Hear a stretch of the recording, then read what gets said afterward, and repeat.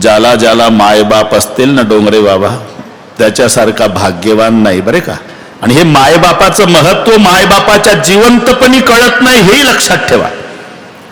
आणि असा नियम आहे, तुमचे अनुभव असेल, जेव्हा चांगले दिवस येतात, सुखाचे दिवस येतात, बसून खाण्याचे दिवस येतात, मुलालाही वाटतं आता आपल्या मायबापानं फक्त एसीच्या रूम मध्ये बसावं दिवसभर. असे दिवस आले की मायबाप निघून जातात. मग केवढाही मोठा फोटो लावा, मजा गेली.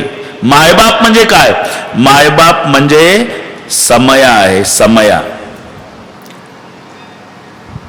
समयीचा प्रकाश नसतो राजा, पण घराचं मंदिर करायची ताकद समयीत असते, लाईट मध्ये नसते. एकदा समया विजल्या की विठ्ठल रुक्माईचं मूर्ती विसर्जन केल्यावर मंदिर उदास दिसतं, तसं मायबाप गेल्यावर घर भकास दिसतं, केवढी मोठं. म्हणून माय आणि बाप ज्यांना ज्यांना असतील बरं का, इथे तरुण मंडळी असेल, तुम्ही भाग्यवान आहात. काहीच करू नका. देवळाच्या मध्ये जाऊन दर्शन घेता नाही आलं एखाद्या दिवस चालेल, पण रोज सकाळी उठल्यावर मायबापाच्या पायावर डोकं टेकून दर्शन घ्या. तुला मम्मी डॅडी आहे ना बाळा, आहे ना, रोज करायचं. तुझ्या मित्राला सांगायचं, हे पहा मायबाप काही करणार नाही, तुमच्या पाठवून प्रेमानं हात फिरवतील, बस एवढंच. आणि तो दिवस तुमचा केवढा समाधानाचा जातो हे नंतर तुम्हीच ठरवा, ही विचारायची गरज नाही. काही काही माणसं म्हणतात, तुम्ही सांगता महाराज आम्ही रोज पाया पडतो मायबापाच्या, मायबाप आशीर्वाद देत नाही. अरे वो पढ़े लिखे नहीं है, आशीर्वाद कैसा देना पड़ता उस बात का पता तुम्हारे माँ बाप को नहीं. लेकिन गलती मत करो, तुम्हारी सेवा खाली नहीं गई. माँ बाप मुंह से आशीर्वाद नहीं देते, उसका हृदय रोता है. हृदय से रो रो के माँ बाप कहते बेटा कितनी सेवा करता रे, तू जिंदगी भर सुखी रहेगा.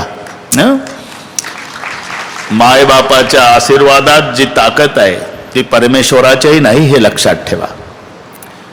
म्हणून जर चुकून, इथले चांगलेच आहे सगळी माणसं, पण चुकून जर माय बापाला वृद्धाश्रमात टाकलं असेल तर आजचं रामायण संपलं. म्हणजे घरी जा, घरी गेल्यावर आतून कडी लावा, कडी लावून मग बायकोच्या पाया पडा. कोण पाहते एकांतात, काय हरकत. बायको म्हणणार आहे चांगलं रामायण ऐकायला जाता मौजपुरीला, डोक्यात फरक झाला का तुमच्या? डोक्यात फरक नाही, डोकं जाग्यावर आलं म्हणा आमचं. का पाया पडता? माय बापाला वृद्धाश्रमातून घरी आणतो म्हणावं. एक नवल सांगतो बाराळ महाराज, घडलेली घटना. तेव्हा आमचे विलासरावजी देशमुख साहेब मुख्यमंत्री होते आणि त्यांच्याकडेच रामकथा होती, बाबळगाव लातूर.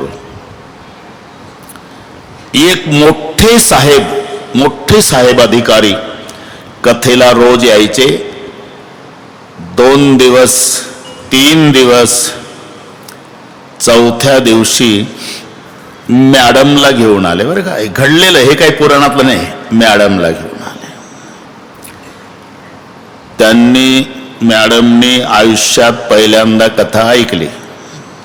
दुसऱ्या दिवशी मॅडम साहेबाला म्हणाली लवकर चला, जागा मिळाली पाहिजे.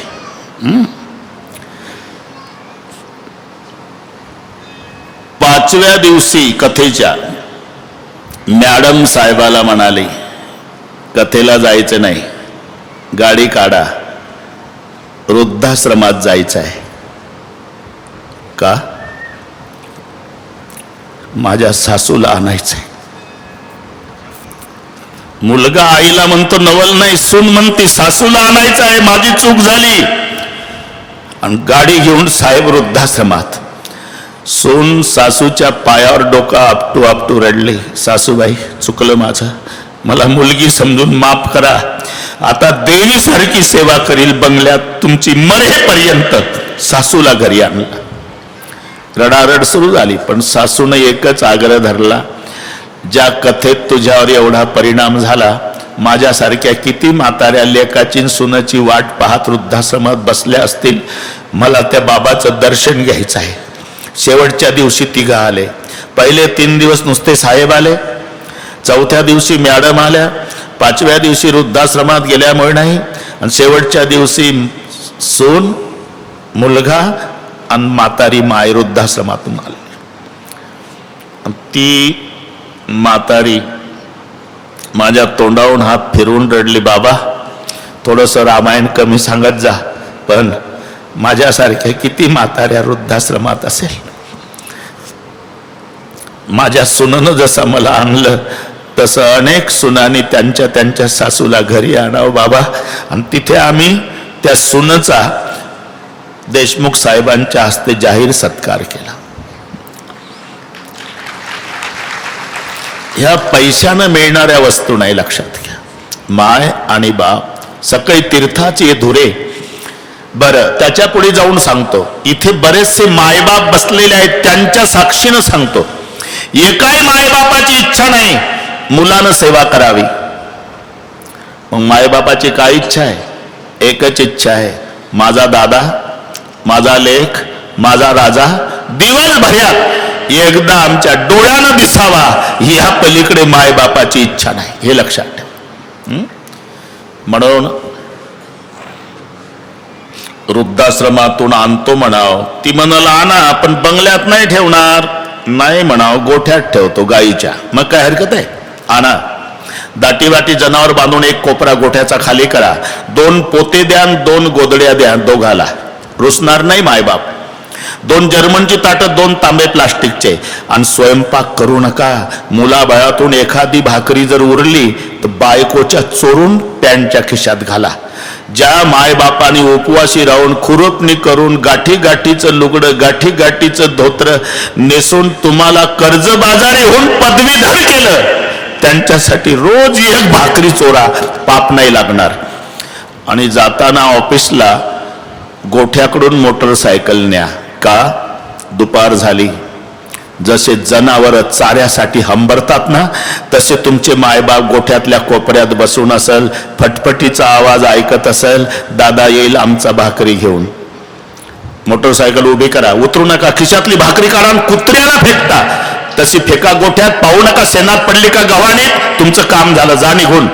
आता दोघालाही उठवत नाही, पण माय घुसत घुसत घुसत घुसत येईल, ती भाकरी लुगड्याच्या पदरानं पुसून काढल आणि मग कोपऱ्यात जाईल. तिथं वाटप होईल, बारळ वाटप. अर्धी भाकर बापाच्या ताटात टाकल माय, अर्धी स्वतःच्या. दोघालाही दात नाही, भाकर चावत नाही, भुगा करतील, पाणी वततील, मुरू देतील. आणि एक एक घास खाताना गोठ्यात डबडबल्या डोळ्यानं माय बापाकडे पाहून आणि बाप मायकडे पाहून अभिमानानं एवढा शब्द वापरल, भाकर आपल्या दादानं दिली म्हणाल, भाकर आपल्या राजानं दिली म्हणाल, भाकर आपल्या लेकानं दिली म्हणाल. अरे कुत्र किती प्रेमानं सांभाळा, चावल्याशिवाय राहणार नाही. माय बापाला फेकून भाकरी वाढा, आशीर्वाद दिल्याशिवाय मरणार नाही. रामायण यासाठी ऐकायचं आहे, करमणुकीसाठी नाही. इथून वाढलं आपलं. प्रातकाल उठ, सकाळी रामचंद्र उठले म्हणजे मातु पितु गुरु नावई मात. आपल्या मायबापाच्या पायावर डोकं ठेवून दर्शन घ्यायचं. अशी कालक्रमणा. एकदा अनेक वेळा यज्ञाचं आयोजन विश्वामित्रजींनी केलं. गांधी तणे म्हण चिंता व्यापी, पण यज्ञाचा विध्वंस राक्षस करतात. मनात आलं अयोध्येत प्रभूचा अवतार झालेला आहे, प्रभू अवतरे हरणमयी भारा. आणि मग विश्वामित्र अयोध्येकडे यायला निघाले. बहुविधी करत मनोरथ, चाहत लागी नाही पार, करी मच्चन शरयु जल, आई भूप दरबार सियावर रामचंद्र. शरयू मध्ये स्नान केलं. विश्वामित्र दरबारात येतात तर राजा दशरथानं पूजन केलं. दशरथ राजाला आलिंगन विश्वामित्राने दिलं आणि दशरथ राजाचं रडणं सुरू झालं. का रडता राजे? काही वाईट घडलं? नाही बाबा, आनंदानं रडतो का? माझ्यासारखा पापी ब्रह्मांडात नाही. आंधळ्या मायबापाचं एकुलतं एक लेकरू या पाप्यानं मारलंय, श्रावण नावाचं. पण आज उत्तर मिळालं, बाबा मेरे जैसा पापी नहीं, लेकिन जवाब मिल गया, मेरे पूर्वजों ने बहुत पुण्य किया होगा. मतलब बिगर बुलाए संत घर आए, समझ लेना पूर्वजों के पुण्य का फल है. हे उत्तर आहे. न बोलावता महात्मा आपल्या दारी आला, समजायचं आपल्या पूर्वजांची पुण्याही फळाला. पुण्य फळले बहुता दिवसा भागे झालो सनमोग तो कैसा संत आज भिकली माझी कोणी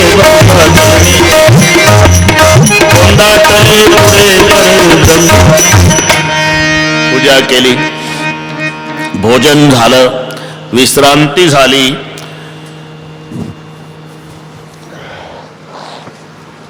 आणि मग राजे दशरथ अति नम्रतेनं विचारतात, केही कारण आगमन तुम्हारा? कसं येणं केलं तर बाबा? असुर समूह सता वैमोही मै जाचन आय नृपते. अनेक वेळा यज्ञाचं आयोजन करतो राजा, पण राक्षस माझ्या यज्ञाचा विध्वंस करतात. तेव्हा यज्ञाच्या रक्षणासाठी तुझा राम पाहिजे. राम? सोच समज करतो मंगो बाबा. चौथे पण पायू सुतचारी, म्हातारपणात लेकर झाले 4, त्यातला थोरला राम मागता. धेनु धाम भूमी धन प्राण यापैकी काही मागा.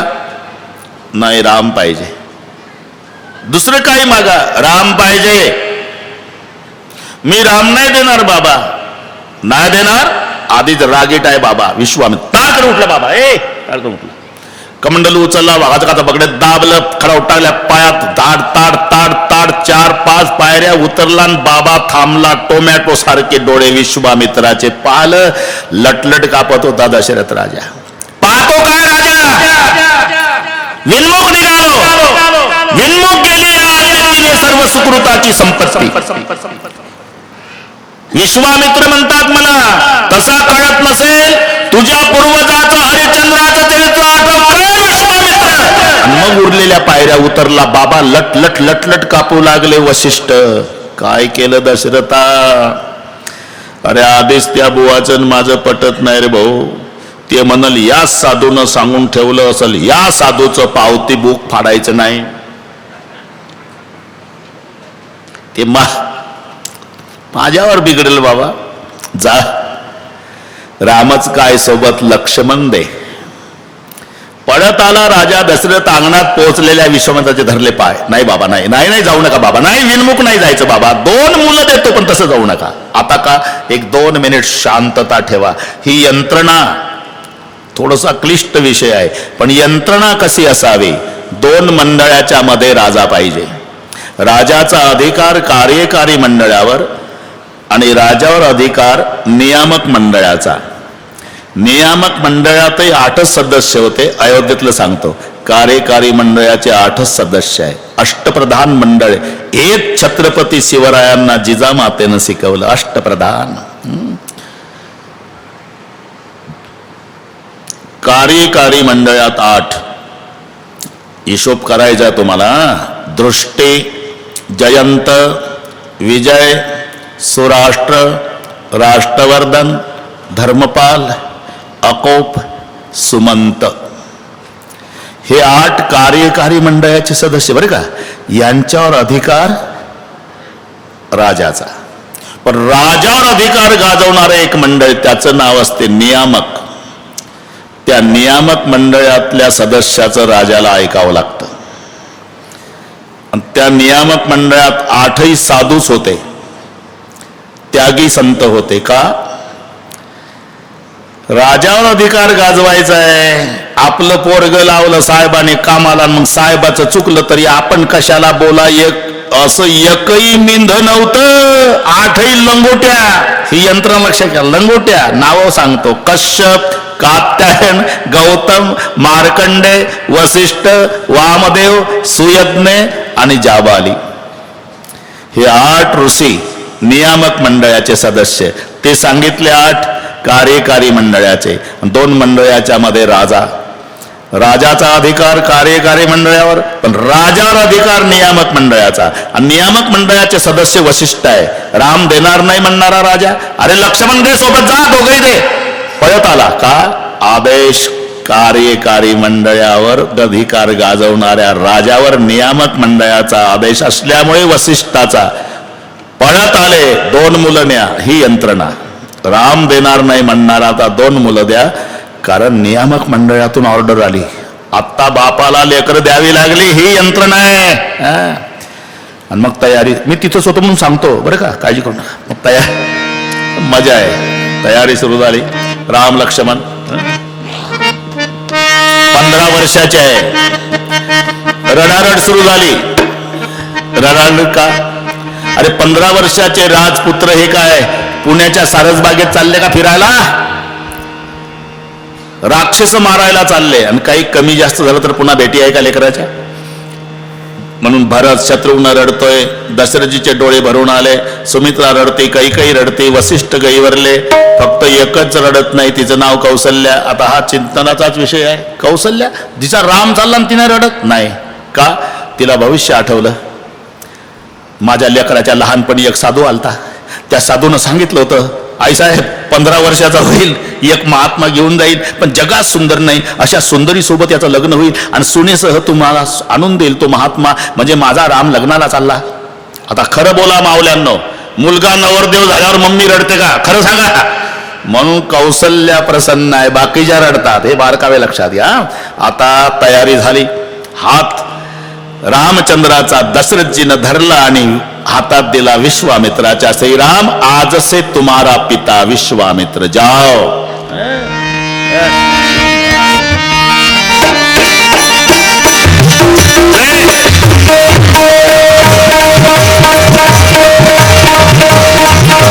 शरयू पार झाली.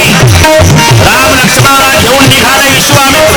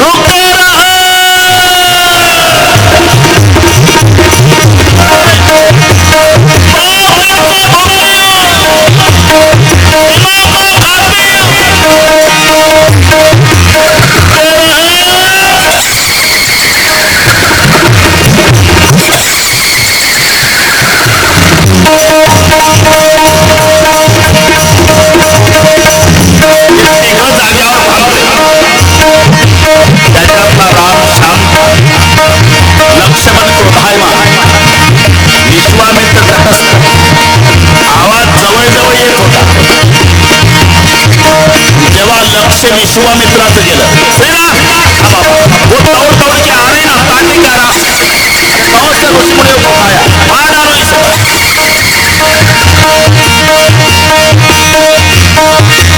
रामचंद्र बोले, हम रघुकुल के बाबा, महिलाओं पर हथियार नहीं उठाते, रघुकुल का धर्म है. अरे वो देखो मार डालेंगे, मर जाएंगे बाबा, तुम्ही महिलाओं पर हथियार नाही उठा. 2-3 वर्षापूर्वी आपण टीव्हीला पाहिलं, एका बैमानाने एका महिलेचे 36 तुकडे केले. हा जगाचा बाप नियम सांगतो, मर जाएंगे तुम्ही महिलाओं पर हथियार नहीं उठा. अच्छा, महिलाओं पर हथियार उठाना, हथियार नहीं उठाना रघुकुल का नियम है. हाँ बाबा, लेकिन पिता की आज्ञा मानना तो रघुकुल का नियम है ना. हाँ, तो तुम्हारे पिता विश्वामित्र क्या बोले, तुम्हारे पिता दशरथ जी क्या बोले थे कि जाओ आज से तुम्हारा पिता विश्वामित्र है, और पिता की आज्ञा मानना रघुकुल का धर्म है. मैं तुम्हारा पिता बोल रहा हूं, मार डालो तो ठीक है, तैयार हो.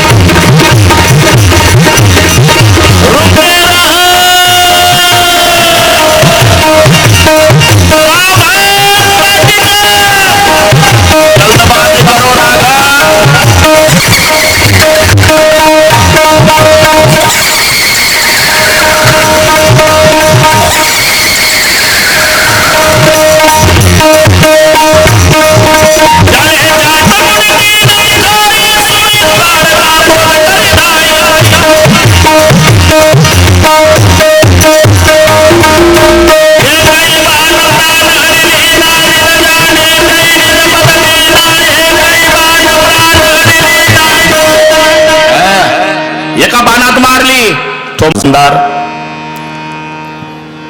तुम्हाला वाटलं का 12वी महाराज आम्हाला माहित नाही तुमचं काम? पहिलं जे अक्षर आहे ना अंधार आहे, त्याच्या पुढचं रू आहे ना ते प्रकाश आहे. अंधाराकडून प्रकाशाकडे. म्हणून शाळेत लिहिलं असतं ना वाक्य, तमसो मा ज्योतिर्गमय, म्हणजे अंधाराकडून प्रकाशाकडे, अज्ञानाकडून ज्ञानाकडे नेण्याचं पवित्र कार्य जे करतात त्यांना एकेरी भाषेत बोलायचं नसते, म्हणून जी लावायचा असतो. म्हणून शब्द तयार झाला गुरुजी. गुरुजी शब्दात जे सामर्थ्य आहे ते सर मध्ये नाही बरं का. पण गुरुजी म्हटलं की वाटतं मौजपुरीचं आहे, सर म्हटल्यावर वाटलं जालन्याहून आलं. अरे पण गुरुजी जी ताकद आहे ते सर मध्ये नाही. तो जी म्हणजे आदर आहे. जी अजूनही कुलवान घराण्याची ओळख आहे. बापानं हाक मारल्यावर मुलानं जीच म्हटलं पाहिजे, समजायचं घरानं कुलवान आहे. बापही तेवढ्याच आदरानं. बाळासाहेब मुलाला तो उभा राहतो, जी समजायचं घरानं कुलवान आहे. नाही तर बाप या बाळा ते म्हणतात, अरे म्हाताऱ्या दम काढणं येतो ना, काय दम आहे का तुला? समजायचं घराना होतो ऐसा. ए जी, त्याचं गुरुजी आहे ना. आणि ठिकठिकाणी आहे. तुकाराम महाराजाने हनुमानजीला आदर देताना जीच म्हटलं, शरण शरण जी हनुमंता तुम्हा आलो रामदूता. ज्ञानाच्या राजानं गणपती बाप्पाला आदर देताना ओम नमोजी आद्या. हे माझ्यापेक्षा तुम्हाला माहिती आहे, फक्त स्पर्श करून जातो है ना. अरे हिंदी मध्ये बहिणीच्या मिस्टरला काय म्हणतात खरं सांगा? दाजी नाही, दाजी मराठीत आहे, हिंदीत म्हणतो मी. जिजाजी. शाबास. इकडून आलं, लवकर आलं इकडून. त्याच्यात 2 जी आहे म्हणून वेळ घेतली आपण. जिजाजी म्हणजे बहिणीचा मिस्टर. जिसके आगे जी. काय अभंग आहे का? कामापुरतं हे तयार आहे, ये पाठ आहे यार. जिसके आगे जी, जिसके पीछे जी, जिसके आगे पीछे जी जी, ओ मेरे डबल आलं रे. गुरुजीहून वाढले. गुरु पूर्वी तुम्ही पाय जुनी मंडळी भाऊ माझ्या पुढे बसलेली. अरे काय सुविधा होत्या का डोंगरे बाबा? काय सुविधा होत्या? पाटलाचा जुना वाडा शाळासाठी आहे ना. हे पा शिकलेले लोक सांगतील. जुना वाडा नाही तर पाटलाचा गोठा. गाई चरायला गेल्यावर शाळा भरायची, गाई यायच्या आधी सुटी व्हायची. पाटलाचा गोठा, पाटलाचा जुना वाडा. तेही नसेल तर झाडाखाली बसले विद्यार्थी जुने, झाडाखाली. आता इमारती मोठ्या मोठ्या झाल्या पण संस्कार संपुष्टात आले. पूर्वी झाडाखाली शाळा असायची पण संस्कार संपन्नता. पूर्वी काय आदर होता गुरुजींचा. तिकडनं जर गुरुजी आले आणि इकडनं विद्यार्थी जाऊ लागले, सगळे विद्यार्थी रस्त्याच्या खाली उतरायचे आणि गुरुजीला रस्ता रिकामा करून द्यायचे. आता थोडा बदल झाला. आता तिकडनं कॉलेज कुमार आले, इकडनं सर जाऊ लागले. सगळे सर डांबरीच्या खाली सरतात. कॉलेज कुमारांना अख्खा डांबरी रोड रिकामा करून देतात. कालाय तस्मै नमः. कुठं चालला दर्जा? अरे कॉफी पकडल्याचा राग विद्यार्थ्याला आला. मग त्यानं 5 वाजता भर चौकात गुरुजीच्या श्रीमुखात भडकावली. कुठं चालला दर्जा? पूर्वी धोतरवाले गुरुजी आहे ना, धोतरवाले गुरुजी. पण 3 दिवस विद्यार्थी आला नाही तर 4थ्या दिवशी बेचैन व्हायचे. पाटलाकडे चौकशीला अंगणात उभे राहायचे. पाटील आहे का घरी? आत या गुरुजी, आत या. बसले, चहा घेतला. कसं येणं केलं? तुमच्याकडे आलो.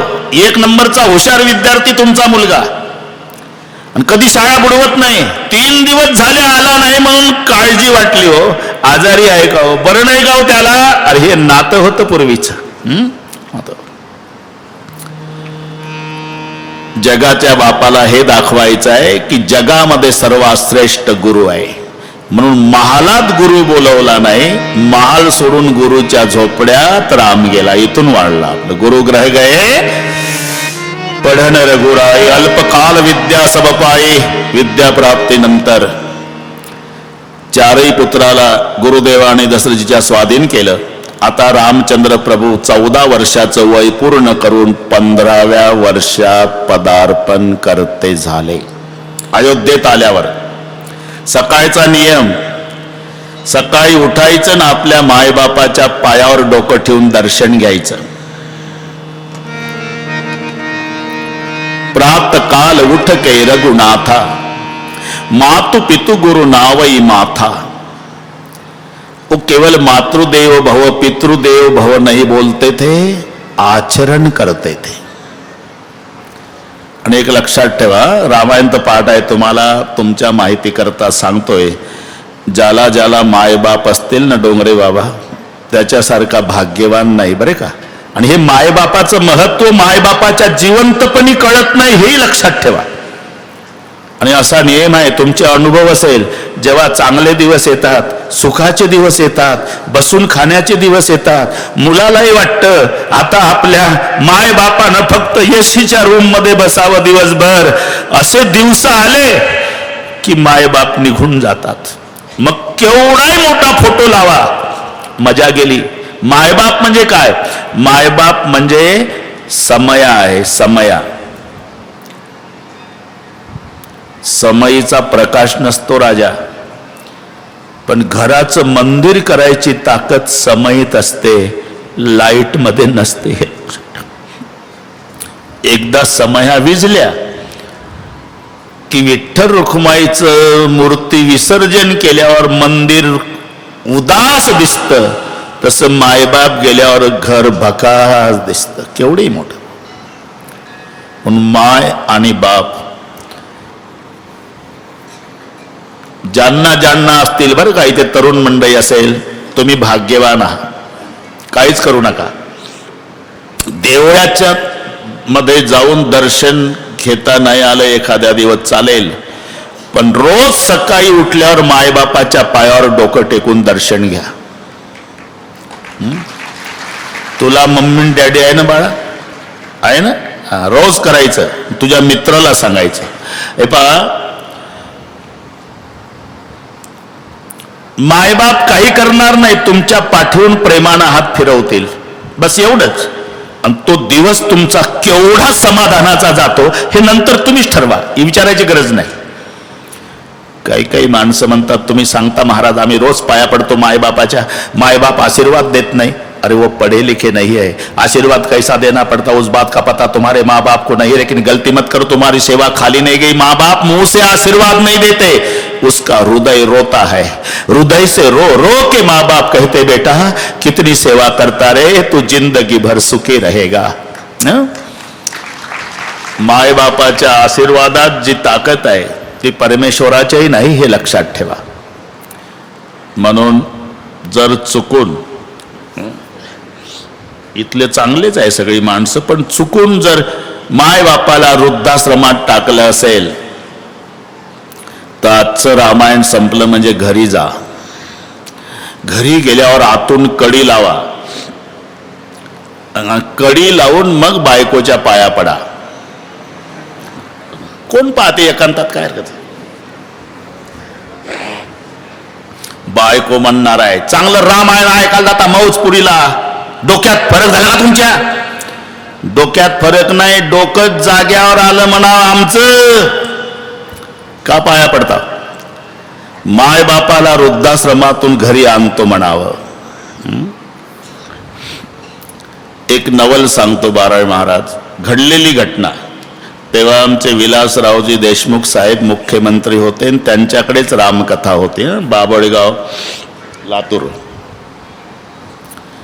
एक मोठे साहेब अधिकारी कथेला रोज यायचे. 2 दिवस 3 दिवस, चौथ्या दिवशी मॅडमला घेऊन आले. बरं का, घडलेलं हे काही पुराणातलं नाही, मॅडमला घेऊन आले. मॅडमनी आयुष्यात पहिल्यांदा कथा ऐकली.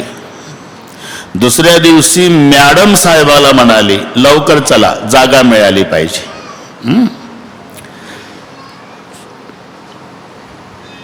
5व्या दिवशी कथेच्या मॅडम साहेबाला म्हणाली, कथेला जायचं नाही, गाडी काढा, वृद्धाश्रमात जायचं आहे.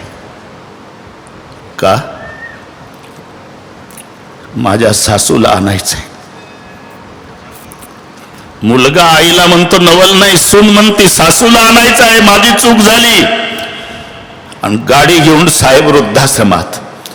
सून सासूच्या पायावर डोकं आपटू आपटू रडले, सासूबाई चुकलं माझं, मला मुलगी समजून माफ करा, आता देवीसारखी सेवा करील बंगल्यात तुमची मरेपर्यंत. सासूला घरी आणला.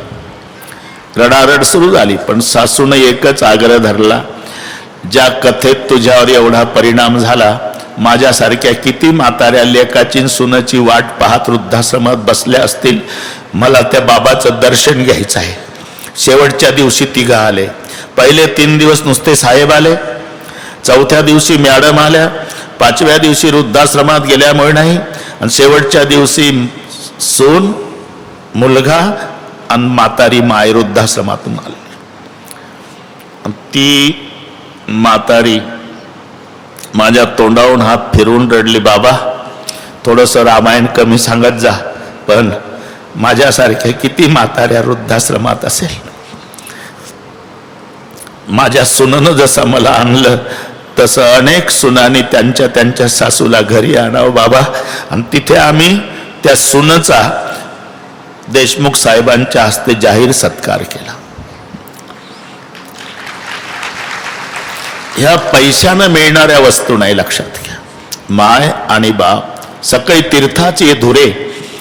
बरं, त्याच्या पुढे जाऊन सांगतो, इथे बरेचसे मायबाप बसलेले आहेत, त्यांच्या साक्षीनं सांगतो, एकाही मायबापाची इच्छा नाही मुलानं सेवा करावी. मग मायबापाची काय इच्छा आहे? एकच इच्छा आहे, माझा दादा, माझा लेक, माझा राजा दिवसभरात एकदा आमच्या डोळ्यानं दिसावा, ह्या पलीकडे मायबापाची इच्छा नाही, हे लक्षात ठेवा. म्हणून वृद्धाश्रमातून आणतो म्हणाव, ती म्हणाल आणा, पण बंगल्यात नाही ठेवणार. नाही म्हणाव, गोठ्यात ठेवतो गाईच्या. मग काय हरकत आहे, आणा.